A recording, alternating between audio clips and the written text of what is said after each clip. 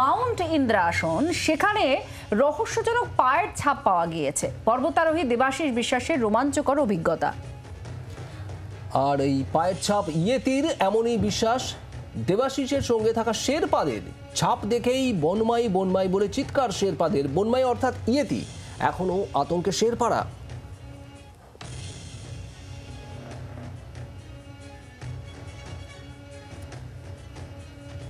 পর্বতারোহী দেবাশিস বিশ্বাস, তার অভিজ্ঞতায় এই রোমাঞ্চকর অভিজ্ঞতা, পায়ের ছাপ দেখতে পেয়েছেন এমনই বিশ্বাস তার বক্তব্য শোনাবো আপনাদের। আমরা ক্যাম্প 1 থেকে ক্যাম্প 2 এর দিকে যাচ্ছিলাম। প্রথমে একটা বড় স্নোফিল্ড, সেই স্নোফিল্ড যখন ক্রস করে একটা আইস ফিল্ডে যখন উঠতে যাব, তখন দেখি বাদিক থেকে ডান দিক একটা মানে পায়ের ছাপ, যেন কেউ একটা দুলকি চালে হেঁটে গেছে, বেশ থপ করে এরকম একটা পায়ের ছাপ দেখলাম। বেশ 6 ইঞ্চি 6.5 ইঞ্চি চওড়া, 7.5-8 ইঞ্চি লম্বা এরকম। কিন্তু সমস্যাটা হলো শেরপাদের নিয়ে। শেরপাড়া তো একদম মুখ শুকিয়ে গেল, মানে আমাকে শুধু থেকে বলে স্যার দেখে হ্যাঁ, স্যার দেখে হ্যাঁ।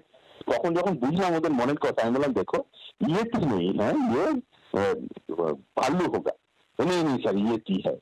ইন্দ্রাসনে ইয়েতি এরকম ওরা চাউর করবে কিনা, কিংবা ভবিষ্যতে কোনো শেরপা ইন্দ্রাসনে আসবে কিনা, মানে আমি তো খুব একটু সন্দিগ্ধ থাকলাম, একটা সন্দেহ থাকলো আমার।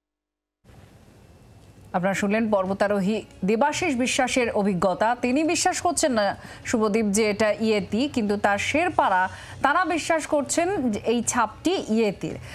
এবং দেবাশিস বিশ্বাস পর্বতারোহীর বক্তব্যের সঙ্গে সঙ্গে তিনি যেটা বলার চেষ্টা করলেন, যেটা কোনো ভাল্লুকের পায়ের ছাপ হতে পারে, কিন্তু রহস্য তো আছেই। সেই পায়ের ছাপ আপনারা দেখতে পাচ্ছেন। মাউন্ট ইন্দ্রাসন কথিত আছে এখানেই নাকি ইন্দ্র এই পাহাড়ে এসে মর্তে এসে বসেছিলেন, সেই জন্য ইন্দ্রাসন এই পাহাড়ের নাম, এবং খুব টাফ ক্লাইম্ব করা। সেই পাহাড়েই গিয়েছিলেন দেবাশিস বিশ্বাস, আর সেখানেই এই রোমাঞ্চকর অভিজ্ঞতা। কলকাতা ফুটবলের কুর্সি কার দখলে? তিন প্রধান নাকি নতুন কোন ডার্ক হর্স? 3 মাসের জমজমাট ফুটবল যুদ্ধ, বাঙালির ফুটবল আবেগ।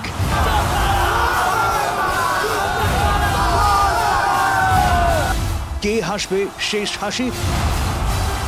চোখ রাখুন জি 24 ঘন্টায় 25শে জুন থেকে।